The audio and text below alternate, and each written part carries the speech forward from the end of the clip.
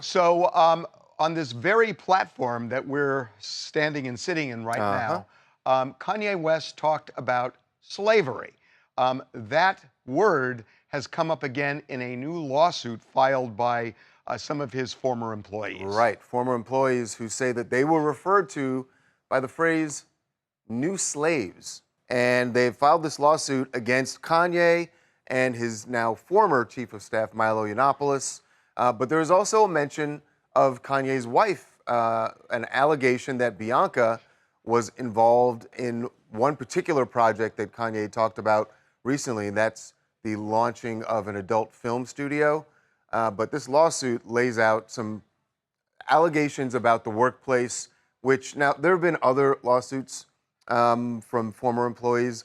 This one is over a lot of money, and two is very detailed about what was going on, about what they claim was going on. And salacious. And I just want to say, Jason, before you just jump in, I just want to say, again, this is a lawsuit, and that doesn't mean it's automatically true.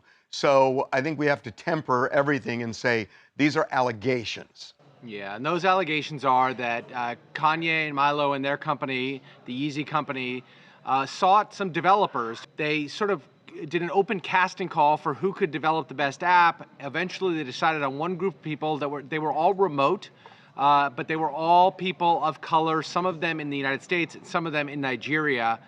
According to the plaintiffs, they really created a toxic work environment by using a lot of racially charged language, and then to the point that Charles was making a second ago, they also alleged that Bianca had sent out, in the course of creating this adult app, some pornographic videos, and that there were children that were part of these app development groups, and these children were not shielded from seeing these pornographic videos. And these are shocking. That I think Jason, they mentioned one was 14 years old, so they're minors.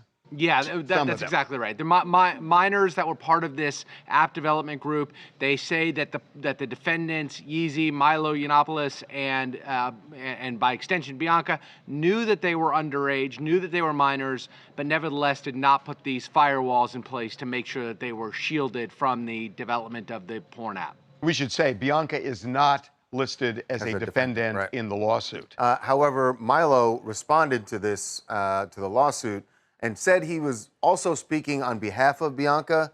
I'm not sure how that works, and we have tried to reach Bianca.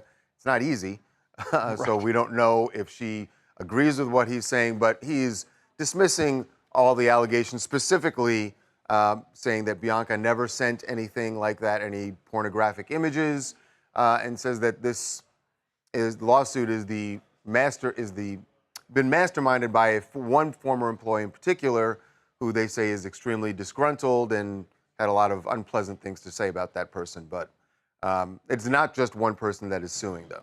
And I don't think we can say it enough that these are just allegations. Allegations are contained in lawsuits all the time that turn out to be inaccurate. That doesn't mean that they are here. We just don't know.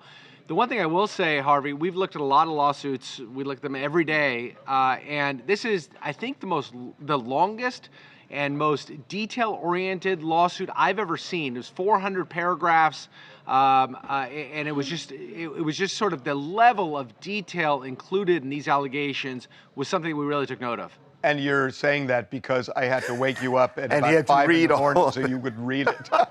I wasn't saying that because of that, but I think that is something we need to discuss.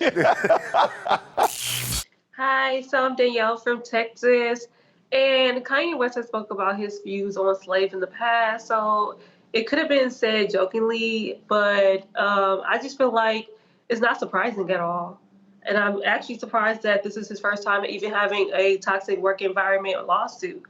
And as far as Bianca and the minors, I just feel like that's just extremely disturbing. Yeah, it's not the first. There have been several. We should say that in the lawsuit, the new slaves quote was not attributed directly to Kanye. It was on a messaging system where Kanye was part of the conversation, but he wasn't the one who used it. It's so funny. Yesterday, I didn't even tell you this, but yesterday somebody we know sent me a video and said, "You got to see this." And do you remember when I interviewed Kanye at that picnic table outside? Yeah, outside, yeah. Yeah, I had totally forgotten it, but it is off the rails. I don't don't forget it. He dismissed me from the conversation. I remember. I thought of that too. Right, when he I said, bosses only talk to bosses. And literally, that was just, the whole thing was okay, just wow. off the rails.